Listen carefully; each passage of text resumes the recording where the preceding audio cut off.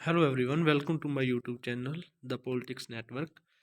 आज की इस वीडियो में हम बात करेंगे कश्मीर इशू के बारे में। रीजनल एस्पिरेशन जो चैप्टर है हमारा, उसके जो एडिशनल टॉपिक है उसमें ये कश्मीर इशू है जो वो भी है। पूरी स्टोरी तो इसकी आपको पता ही है, चैप्टर में आपने रीड कर ली होगी। और तो आपके मन में ये सवाल होगा कि ये यहाँ पे क्यों अलग से क्यों दिया है, एडिशनल टॉपिक्स में क्यों दिया है।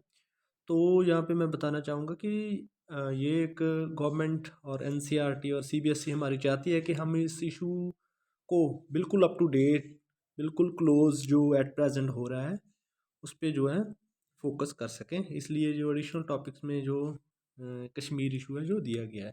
चलो चलिए जानते हैं वीडियो में कश्मीर इशू था क्या, और इसमें प्रॉब्लम क्या थी, और कैसे इसका सोल्यूशन है जो हुआ है।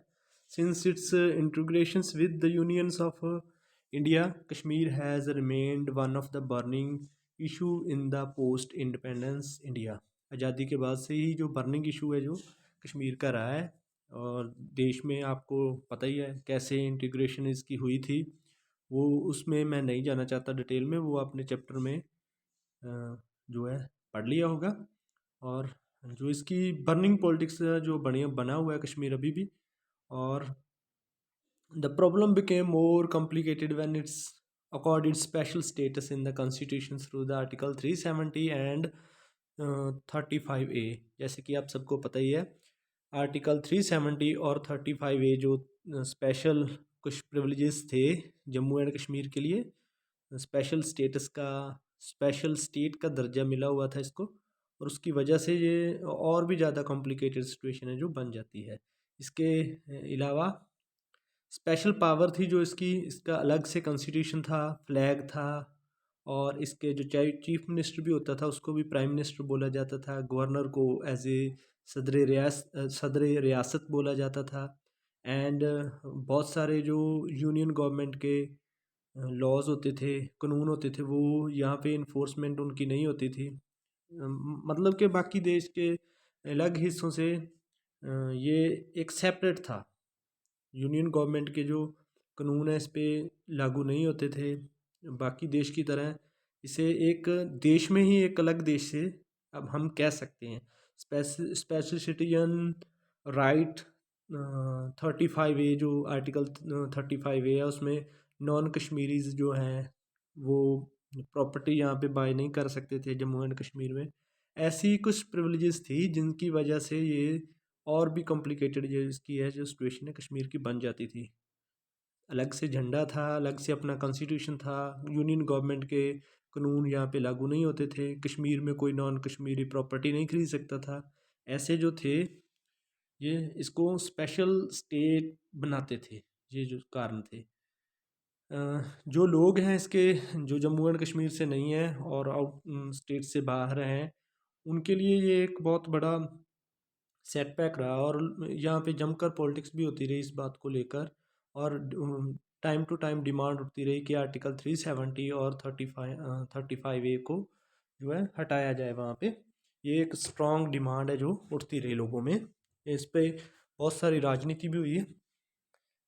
और इसके बाद 370 और 35A एज कुछ लोग इसे कॉन्स्टिट्यूशनली रीऑर्गेनाइज सेपरेटिज्म का नाम भी देते हैं। हम ये जो 370 और 35A है, इसमें कॉन्स्टिट्यूशनली एक सेपरेटिज्म, एक देश में ही एक अलग से देश को क्रिएट किया हुआ है। इसकी काफ़ी आलोचना भी होती थी। सो इसके रिगार्डिंग क्या किया गवर्नमेंट ऑफ इंडिया ने, वो आगे हम देखते हैं। It was against this backdrop that the current NDA government led by BJP जो है उसने जम्मू एंड कश्मीर में एक क्या किया, उसके रिगार्डिंग रीऑर्गेनाइजेशन बिल इन राज्यसभा में लाए वो 5 अगस्त 2019 को। जो बिल है जो Jammu and Kashmir reorganisation bill है जो 5 अगस्त 2019 को है जो वो लाया गया सेक्शन 370 और 35A को हटाने के लिए, ख़त्म करने के लिए।